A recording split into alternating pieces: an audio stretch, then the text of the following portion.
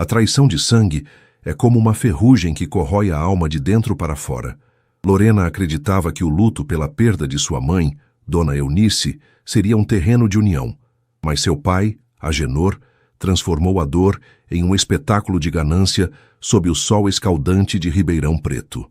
Em um tribunal onde o prestígio da família Veras parecia ditar as regras, ela foi pintada como uma filha negligente e aproveitadora. O que ninguém naquela sala, climatizada, sabia era que os anos de ausência de Lorena não foram gastos em futilidades, mas em um serviço invisível e implacável que agora retornava para cobrar seu preço. Antes de começarmos essa história incrível, não se esqueça de curtir o vídeo, se inscrever no canal e contar pra gente nos comentários de onde você está ouvindo essa história. O sol de Ribeirão Preto castigava o asfalto do lado de fora, criando aquela ilusão de ótica, onde o horizonte parece derreter em ondas de calor. Dentro da quarta vara de Sucessões, porém, o ar-condicionado trabalhava no limite, produzindo um ruído metálico e constante que parecia vibrar diretamente nos meus dentes. O ambiente cheirava a lustra-móveis barato, café requentado e ao perfume importado de Agenor Veras, meu pai, uma fragrância amadeirada que, para mim, agora tinha o odor fétido da traição. Eu estava sentada no banco de madeira maciça, sentindo a textura áspera do verniz sob as palmas das minhas mãos. Ao meu lado, o Dr. Fausto Menezes, um homem que parecia ter sido esculpido em granito, mantinha os olhos fixos em uma pasta de couro desgastada. Do outro lado da sala, Agenor parecia um pavão. Ele usava um terno de corte italiano, azul marinho, que contrastava com seus cabelos brancos perfeitamente alinhados. Ele não olhava para mim, olhava para o nada, com aquela expressão de mártir que ele aperfeiçoou nos últimos 6 meses, desde que minha mãe, Dona Eunice, nos deixou. O silêncio da sala foi interrompido pelo som seco do martelo. O juiz, Dr. Aristides Siqueira, era um homem cujas rugas pareciam contar a história de 1000 veredictos. Ele ajeitou os óculos de aro fino e pigarreou, um som que ecoou pelas paredes altas e revestidas de madeira escura do tribunal. Podemos dar início ao depoimento do requerente. Sr. Agenor Veras, queira se aproximar. Meu pai levantou-se com uma elegância ensaiada. Cada passo dele no piso de mármore fazia um som oco, ritmado. Ele jurou dizer a verdade com a mão sobre a Bíblia, um gesto que me fez querer rir e chorar ao mesmo tempo. Ele nunca respeitou nada sagrado que não tivesse um cifrão impresso. Excelência, começou Agenor, a voz grave e aveludada, projetada para alcançar o fundo da sala. É com o coração em pedaços que inicio este processo. Eunice, minha amada esposa, dedicou a vida a construir um patrimônio para nossa velhice e para o bem-estar desta família. Mas, nos seus últimos dias, debilitada pela doença, ela foi vítima de uma manipulação sórdida. Ele fez uma pausa dramática, passando a mão pelo rosto como se estivesse afastando uma lágrima. Minha filha, Lorena, que aqui está, sempre foi uma jovem difícil. Desde que saiu da faculdade há quase 10 anos, ela nunca teve um emprego formal, nunca assinou uma carteira, nunca pagou um boleto com o suor do próprio rosto. Ela vive de brisas, Excelência, viagens internacionais constantes, hotéis de luxo, roupas caras, tudo custeado pelo dinheiro que ela desviava das contas da mãe, aproveitando-se da senilidade progressiva da Eunice. Ouvir aquilo era como sentir o gosto metálico de sangue na boca. Eu me lembrava daquelas viagens. Lembrava-me do peso do colete tático, do cheiro de pólvora e suor nas fronteiras secas do país, do frio cortante nas missões de reconhecimento, onde o sono era um luxo que eu não podia me dar. Enquanto ele me chamava de diletante, eu lembrava das cicatrizes que escondia sob a minha blusa de seda. Uma delas, um sulco de bala na costela esquerda, ganha em uma operação que ele sequer sonhava existir. Ela não trabalhou um dia sequer, Excelência.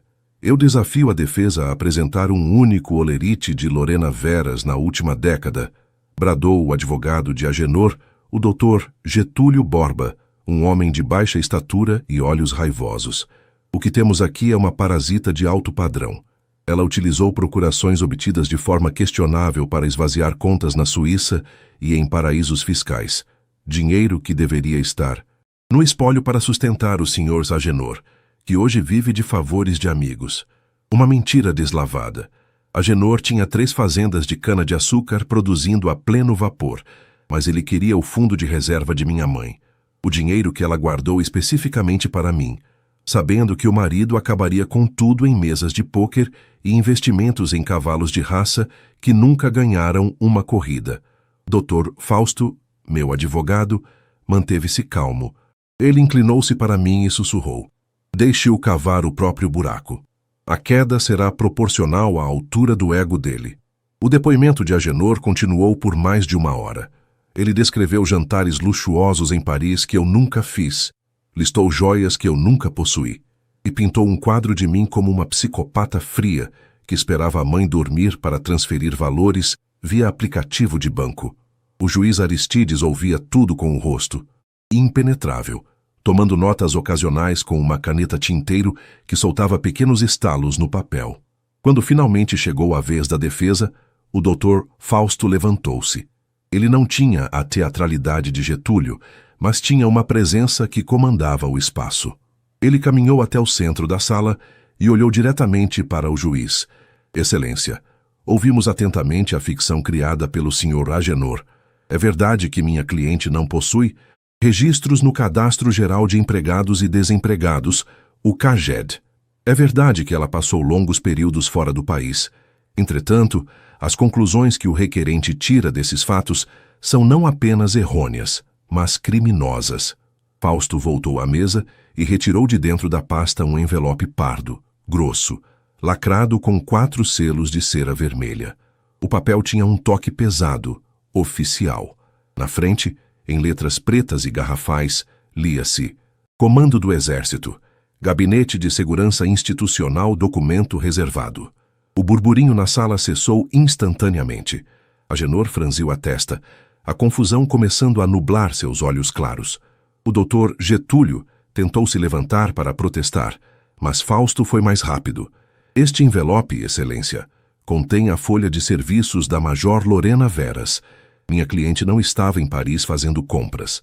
Ela estava em missões de inteligência e contra-inteligência que o Sr. Agenor não tem autorização nem de ouvir o nome. E quanto ao desvio de dinheiro, os documentos aqui provam que cada centavo movimentado das contas de Dona Eunice foi uma medida de proteção ativa. Minha mãe não estava senil, Excelência. Ela estava sendo extorquida pelo marido para pagar agiotas de Campo Grande, e Lorena foi a única que garantiu que esse patrimônio permanecesse intacto, sob custódia federal." O Dr. Aristides Siqueira esticou a mão para receber o envelope. Seus dedos tocaram a cera com uma reverência quase religiosa. Ele abriu o documento com um estilete de prata, e o som do papel sendo rasgado pareceu um trovão naquela sala silenciosa. Ele leu a primeira página, depois a segunda. Seus olhos saltaram para mim por cima dos óculos. "Fiquem todos de pé", ordenou o juiz. E sua voz não era mais a de um burocrata cansado. Era a voz de quem acabara de descobrir que havia um leão disfarçado de cordeiro em sua corte. O comando do Dr. Aristides Siqueira reverberou nas paredes da sala como um tiro de advertência. O som do movimento das cadeiras arrastando no chão de mármore foi um ruído seco, quase militar. Eu me levantei com a coluna ereta, uma postura que meu corpo assumia automaticamente, fruto de anos de treinamento exaustivo na academia. Militar das Agulhas Negras e, posteriormente, no Comando de Operações Especiais. Do meu lado, o doutor Fausto mantinha uma sobriedade inabalável. Já o meu pai, Agenor, demorou alguns segundos para reagir. Seus joelhos pareciam ter perdido a força, e ele se apoiou na mesa de carvalho para não vacilar. O Dr. Getúlio Borba, seu advogado, estava com a boca entreaberta, o olhar saltando entre o envelope pardo e o rosto severo do juiz. O silêncio que se seguiu foi preenchido apenas pelo zumbido persistente do ar-condicionado, que agora parecia insuficiente para o calor que emanava da tensão na sala. O juiz Aristides não voltou a se sentar. Ele segurava as folhas de papel timbrado com o brasão da República com as 2 mãos. lendo cada linha com uma concentração absoluta.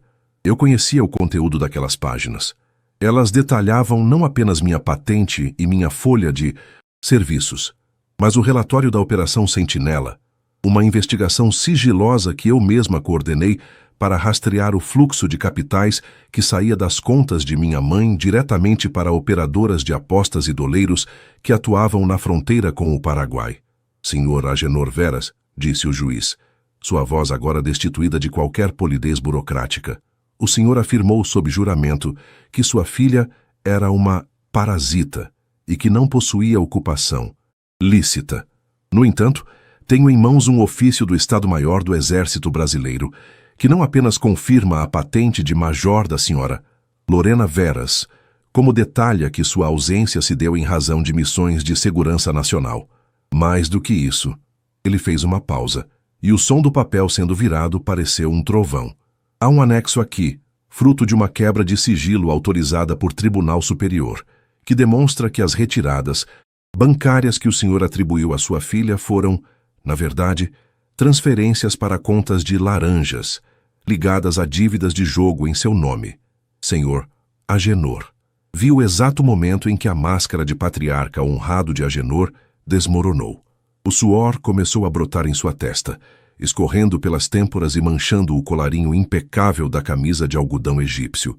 Ele abriu a boca para falar, mas apenas um som rouco e ininteligível saiu.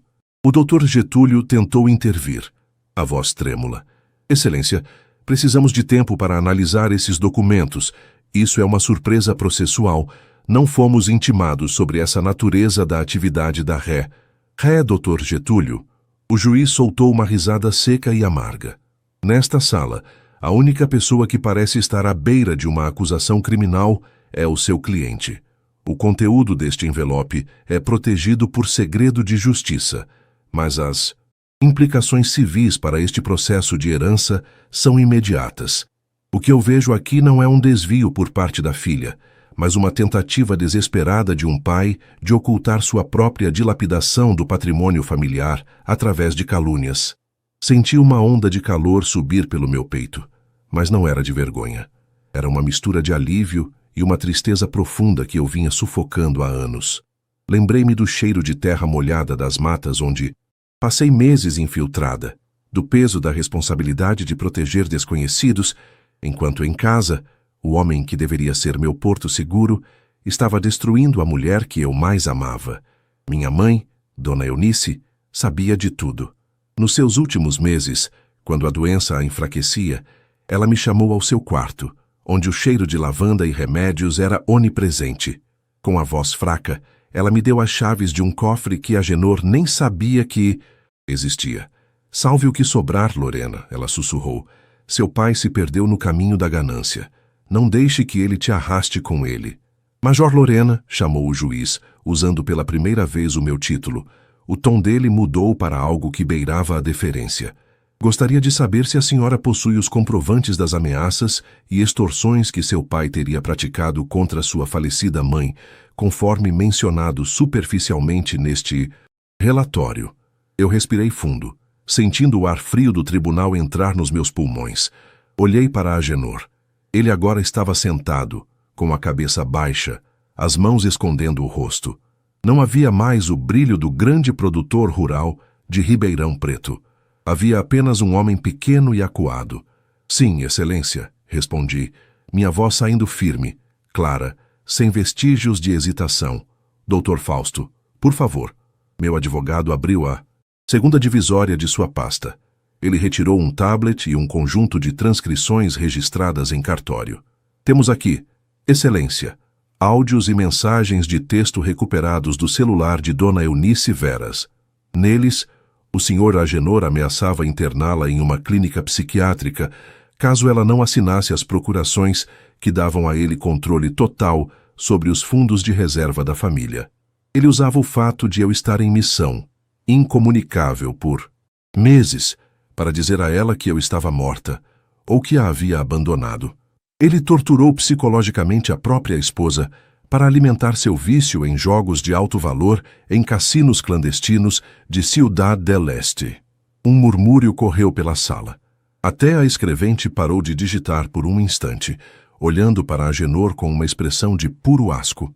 O juiz Aristides Siqueira sentou-se lentamente, mas seus olhos nunca deixaram meu pai. Ele parecia estar processando a magnitude da vilania que se desenrolava diante dele. Em Ribeirão Preto, a família Veras era sinônimo de tradição e respeito. Aquilo que estava sendo revelado era o fim de um império de mentiras. "O senhor tem algo a dizer, senhor Agenor?" perguntou o juiz, a voz fria como o gelo. Agenor levantou o rosto.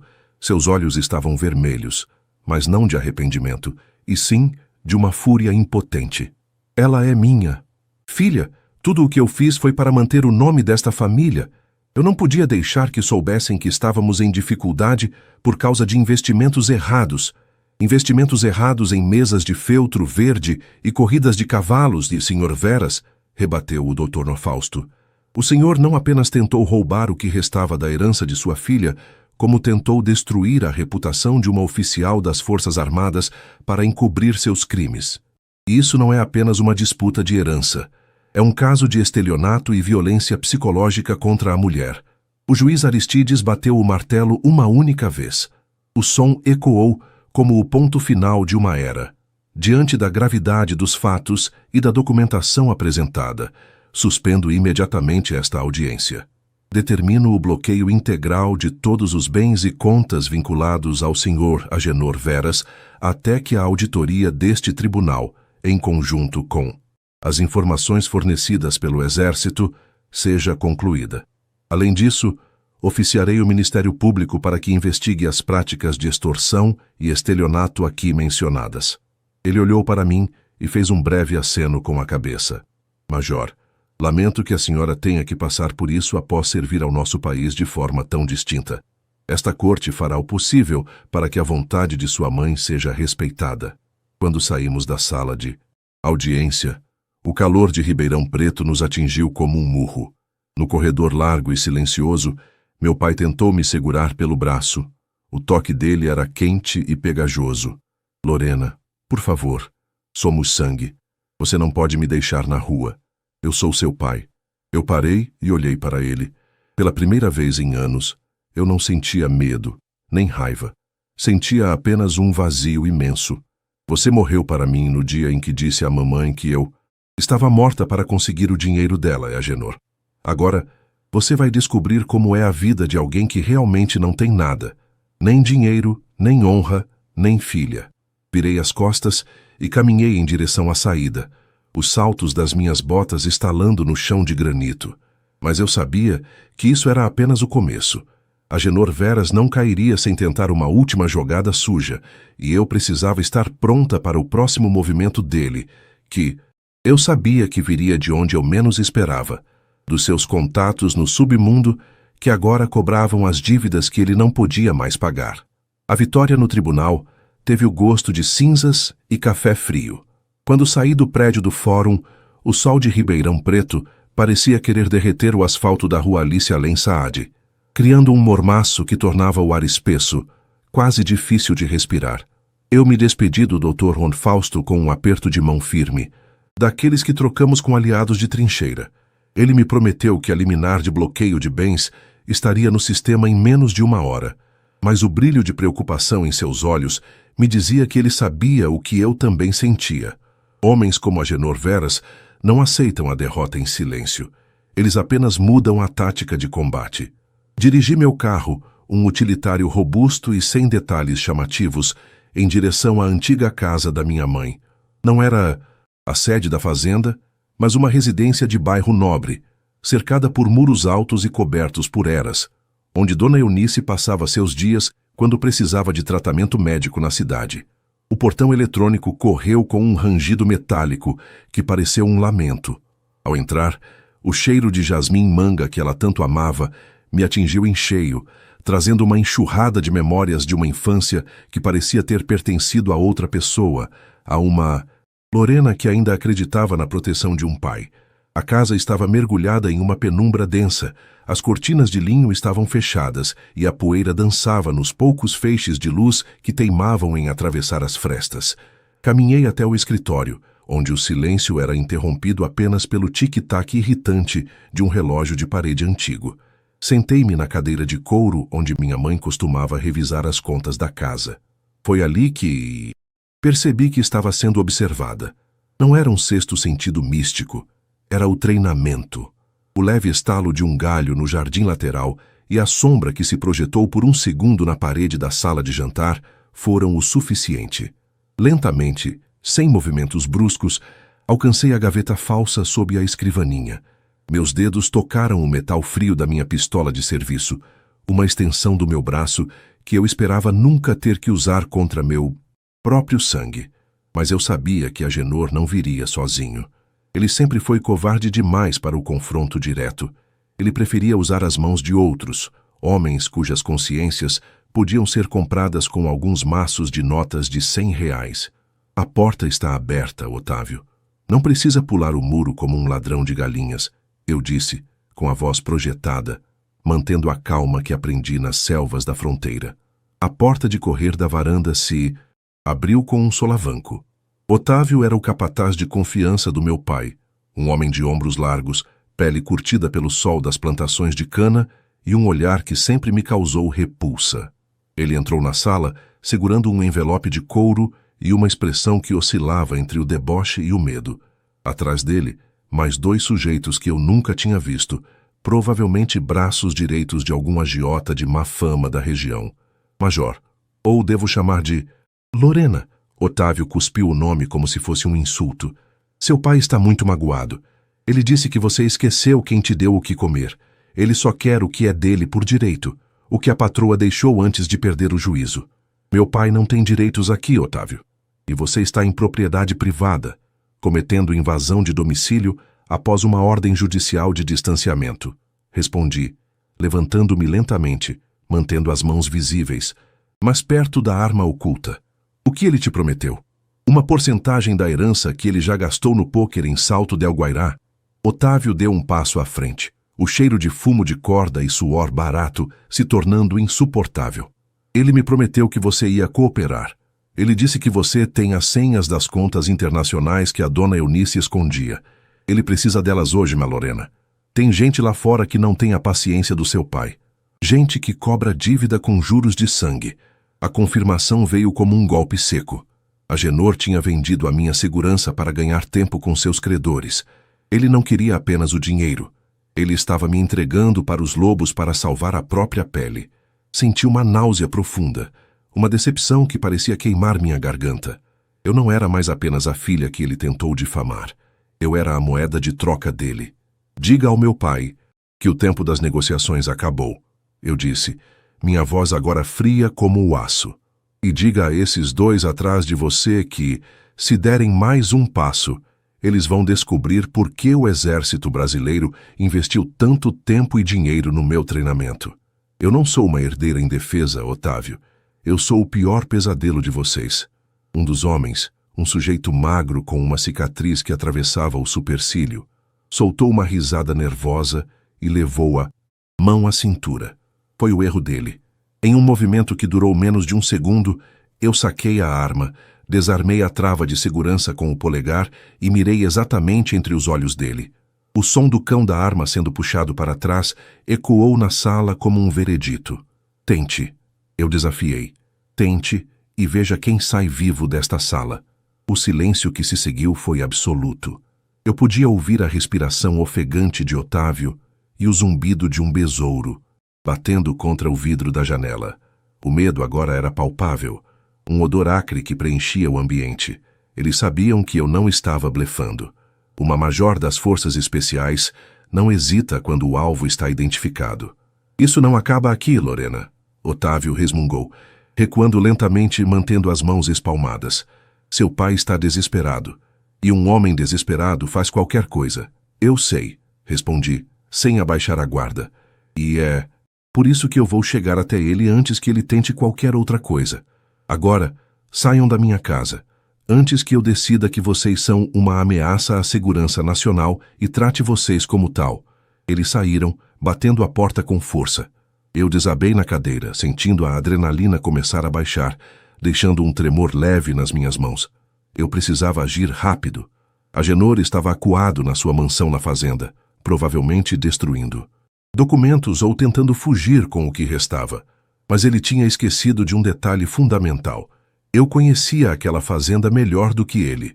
Eu conhecia cada trilha, cada ponto cego das câmeras de segurança que ele mesmo mandou instalar. Peguei meu celular e disquei um número que eu esperava nunca mais ter que usar. Cássio, é a Lorena. Preciso de um favor tático. É pessoal. Preciso de monitoramento via satélite em uma coordenada rural em Ribeirão Preto. E Cássio, prepare uma equipe de extração. O alvo é o meu pai. A noite estava caindo, e o céu de Ribeirão Preto assumia tons de roxo e laranja, uma beleza que contrastava com a sujeira daquela guerra familiar. Eu não ia apenas ganhar no tribunal. Eu ia desmontar a rede de corrupção e vício que meu pai construiu sobre os escombros da dignidade da minha mãe. A vingança estava apenas começando, e ela teria o cheiro da terra vermelha daquela região, a mesma terra que um dia ele usou para se vangloriar e que agora seria o palco da sua ruína total. A noite caiu sobre Ribeirão Preto com uma densidade que parecia abafar até os sons mais distantes. O céu, antes alaranjado, agora era um manto de veludo negro, salpicado por estrelas que pareciam frias e indiferentes ao drama que se desenrolava na terra vermelha. Eu dirigia pela rodovia Anhanguera, sentindo o volante vibrar sob minhas mãos. O utilitário cortava o vento, e o único som na cabine era o chiado baixo do rádio tático e a minha própria respiração, rítmica e controlada. Eu estava a caminho da Fazenda Veras, o lugar onde cresci e que agora se transformara no último reduto de um homem que trocou o amor da filha por uma mão de pôquer e uma vida de mentiras. O cheiro do canavial queimado, típico daquela época do ano, invadia as entradas de ar do carro, um odor acre que sempre me remetia à infância. Mas hoje, aquele cheiro não trazia nostalgia, trazia a urgência da missão. Eu não estava indo lá como a filha que pedia explicações, mas como a oficial que ia fechar o cerco. Cássio, meu contato no comando, já havia me enviado as coordenadas. O satélite mostrava 2 veículos desconhecidos parados em frente à casa principal. Os credores de Agenor haviam chegado antes de mim. O desespero dele devia ser palpável, e um homem como ele, quando perde o chão, é capaz de incendiar a própria casa para não deixar sobras para os outros. Estacionei a cerca de 800 metros da entrada principal, apagando as luzes e deixando o motor morrer em silêncio. O estalo do metal esfriando era o único ruído. Ajustei meu coldre na cintura, sentindo o peso reconfortante da pistola contra minha coxa, e verifiquei o carregador. Reserva. O terreno era plano, mas as sombras dos pés de manga e da vegetação ornamental ofereciam cobertura suficiente.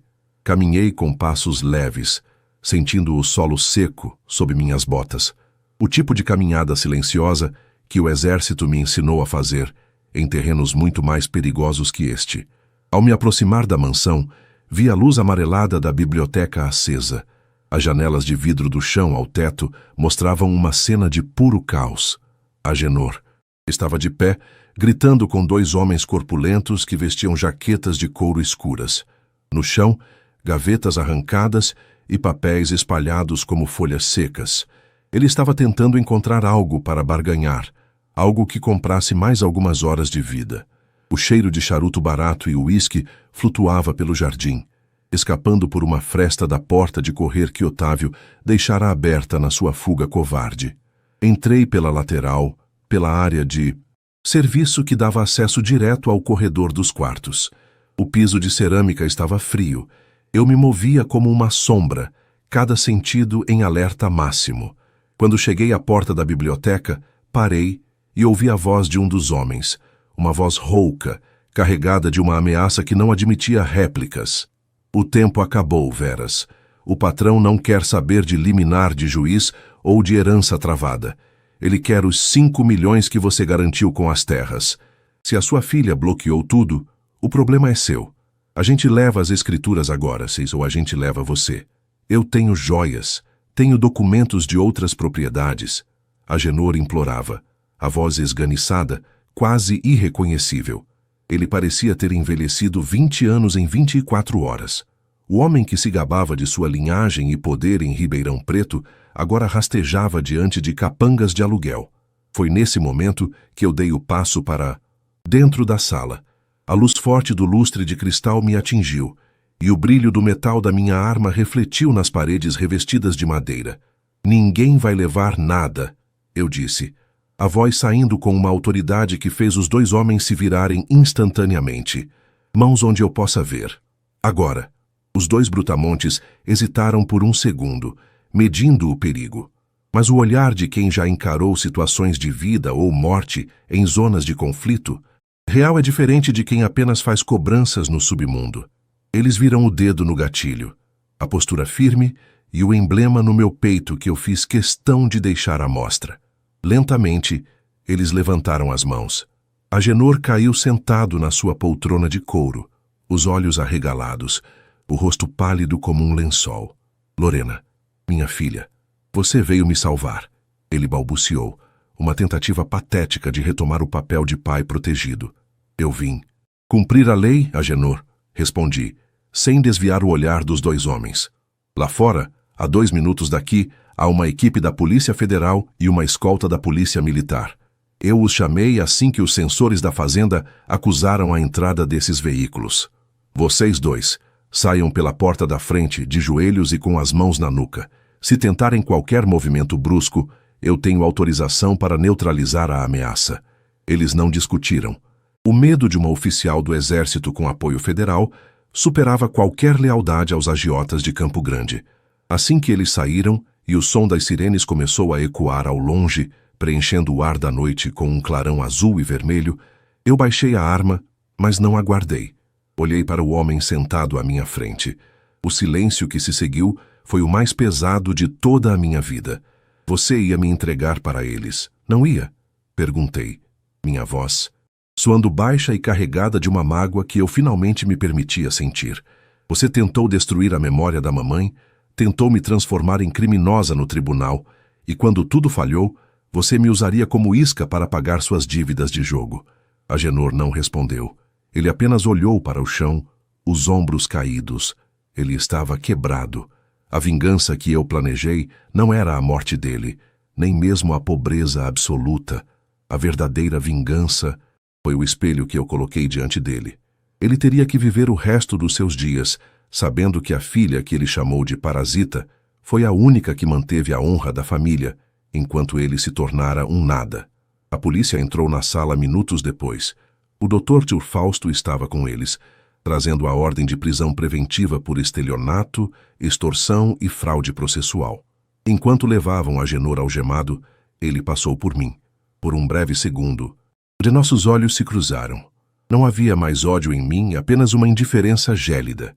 Ele tentou dizer algo, talvez um pedido de desculpas tardio, mas as palavras morreram em sua garganta seca.